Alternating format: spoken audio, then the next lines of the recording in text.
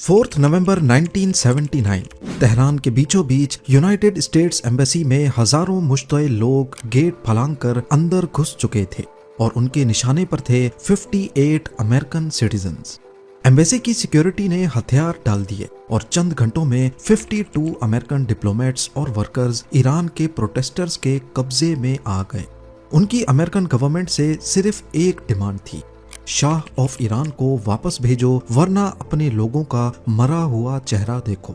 इसी हंगामे के बीच 6 अमेरिकन डिप्लोमेट्स एम्बेसी के सीक्रेट दरवाजे से भागने में कामयाब हो गए।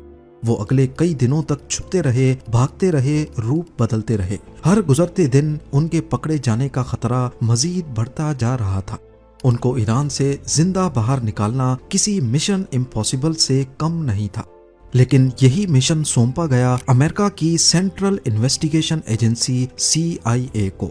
और तब स्टेज तैयार किया गया जाली हॉलीवुड फिल्म की शूटिंग का, जिसमें थे जाली एक्टर्स, जाली स्क्रिप्ट और यहाँ तक के झूठे फिल्म के पोस्टर्स भी छपवाए गए। मगर ये कोई असल मूवी नहीं थी, ये एक CIA रेस्क्यू मिशन था जिसको कोड नेम दिया गया आर्गो। जेम टीवी की वीडियोस में एक बार फिर से खुशामदीद।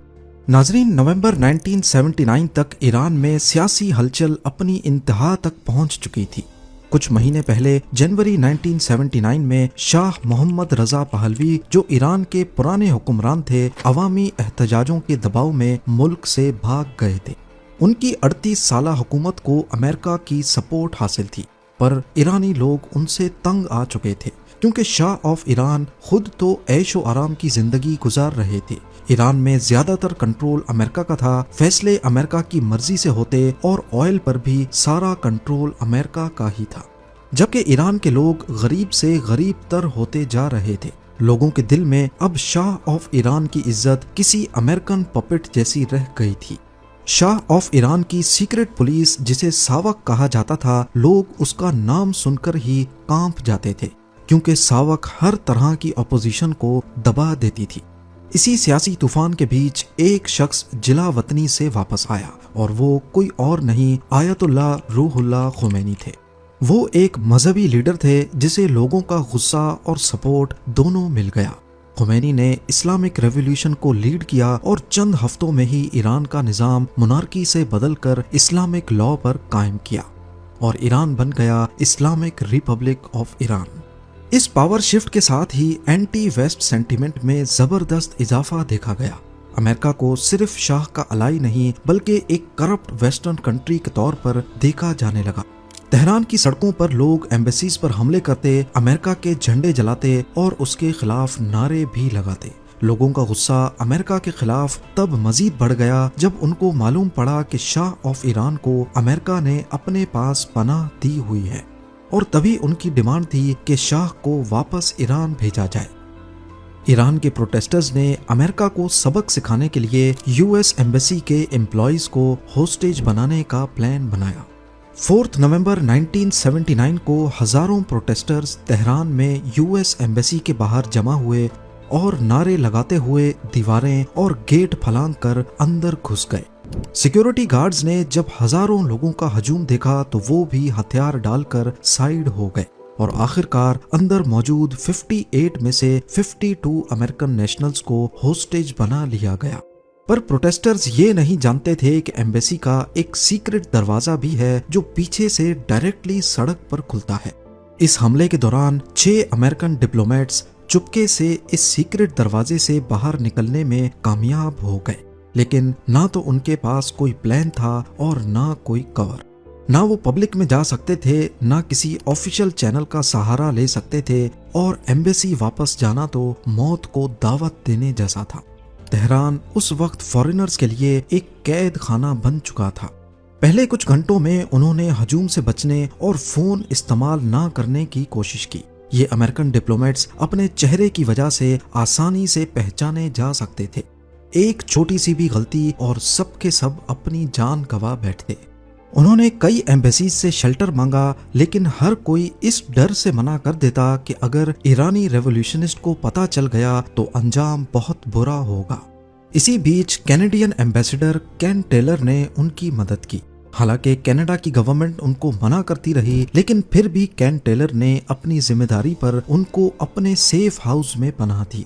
ये 6 अमेरिकन डिप्लोमेट्स अगले 3 महीने तक कैनेडियन एम्बेसडर के घर में छुपे रहे। उनकी मौजूदगी सख्त राज में रखी गई। ना वो किसी खिड़की के पास नजर आते और ना बाहर निकलने की हिम्मत करते। एम्बेसी से भागने वाले डिप्लोमेट्स के नाम थे रॉबर्ट एंडर्स, जो कॉन्सुलर ऑफिसर थे, मार्क लिएक, वाइस कॉन्सल, उनकी बीवी कोरा लिएक इमिग्रेशन डिपार्टमेंट में थी, जोसेफ स्टैफोर्ड, पॉलिटिकल ऑफिसर, और उनकी बीवी कैथलीन स्टैफोर्ड वीजा डॉक्यूमेंटेशन देखती थी, और आखिर में ली शार्ट्स एग्रीकल्चरल स्टैटिस्टिशियन थे। जब अमेरिका को पता चला कि 6 डिप्लोमेट्स हॉस्टेज सिचुएशन से बच गए हैं, तो यूएस गवर्नमेंट ने इस बात को टॉप सीक्रेट रखा। पब्लिकली अनाउंस करना ना सिर्फ उनकी जान को और ज्यादा खतरे में डाल सकता था, बल्कि जो 52 अमेरिकन प्रोटेस्टर्स के कब्जे में थे वो भी मारे जाते। अगर ईरानी रेवोल्यूशनिस्ट को पता चल गया तो एक बहुत बड़ा मैन हंट लॉन्च हो सकता था, जिसमें कैनेडियन एम्बेसी पर भी हमले के चांसेस थे, और अमेरिका की जो बदनामी होती वो अलग। तभी अमेरिका ने इस ऑपरेशन का जिम्मा दिया CIA एक्सपर्ट टोनी मेंडिस को। CIA ने पहले कई प्लान्स बनाए, जिसमें UN ट्रक्स के जरिए डिप्लोमेट्स को निकालने का, लोकल ईरानी के बेस में भागने का और किसी और एम्बेसी के रूट से निकलने का प्लान शामिल था। लेकिन हर ऑप्शन बहुत ज्यादा रिस्की था। अमेरिकन गवर्नमेंट के पास कोई ऐसा प्लान नहीं था जो 100% सेफ हो।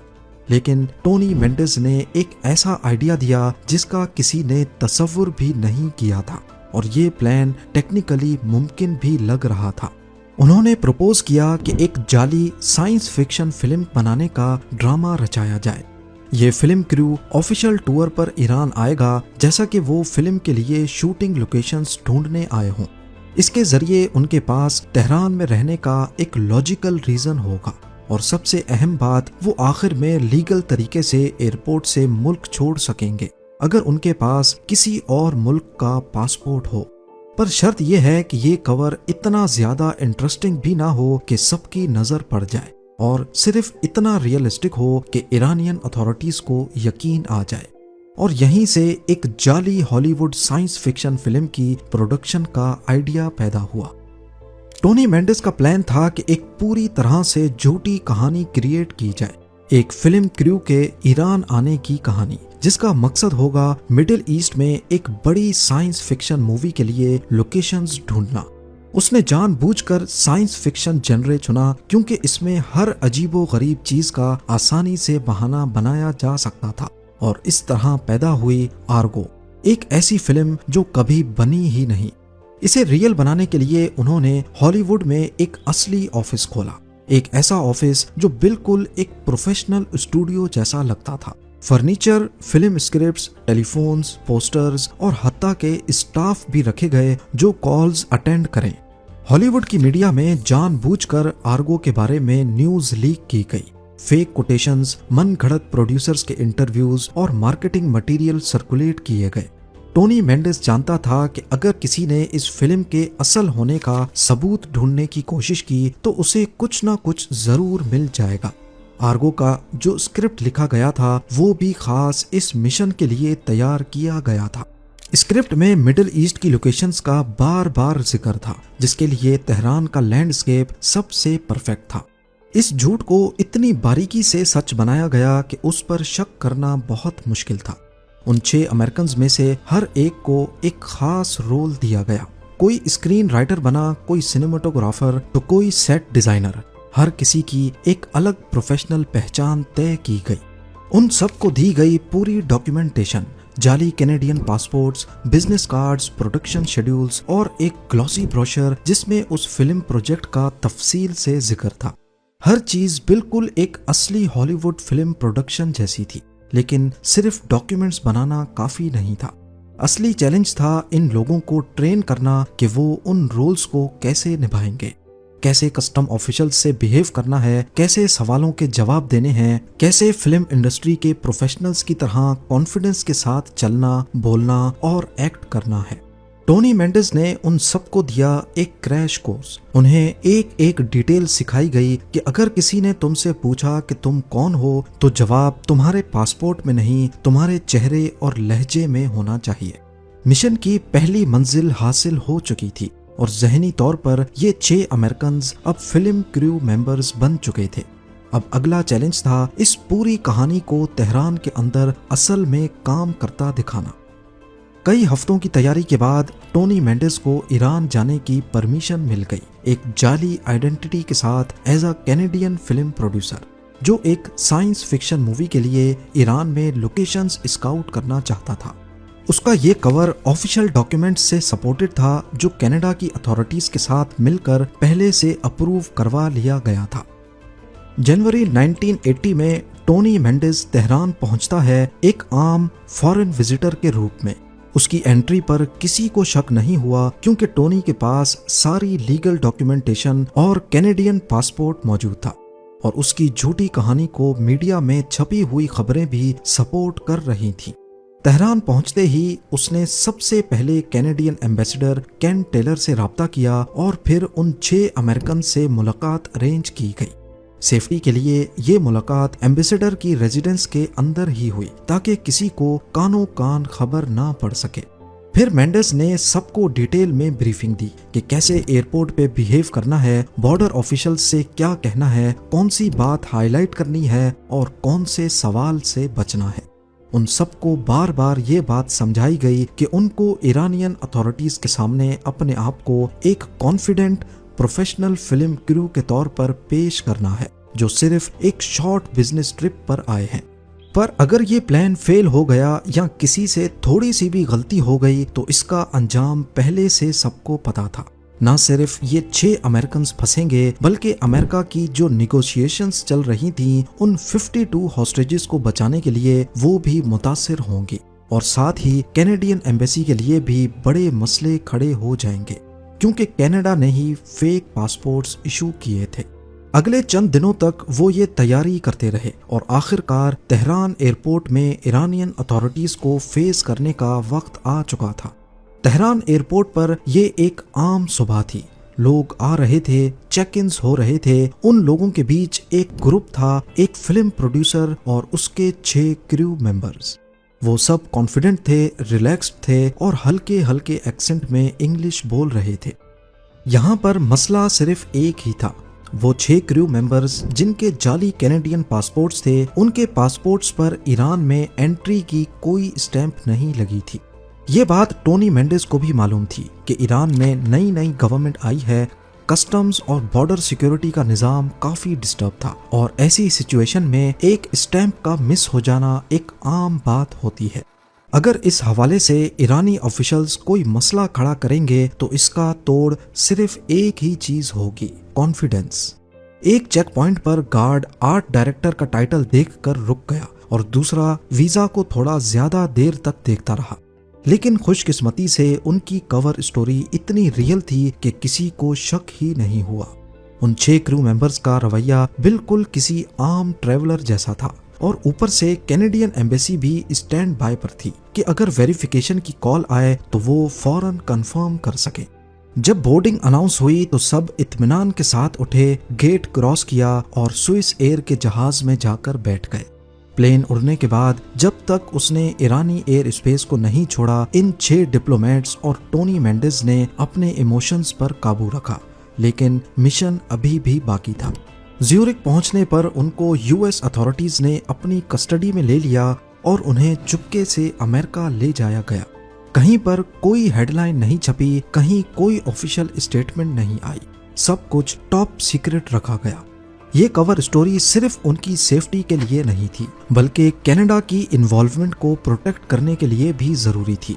ये कहानी अगले 17 सालों तक राज में ही रही और फिर 1997 में यानी 17 सालों के बाद CIA ने फाइनली डॉक्यूमेंट्स डीक्लासिफाई किए।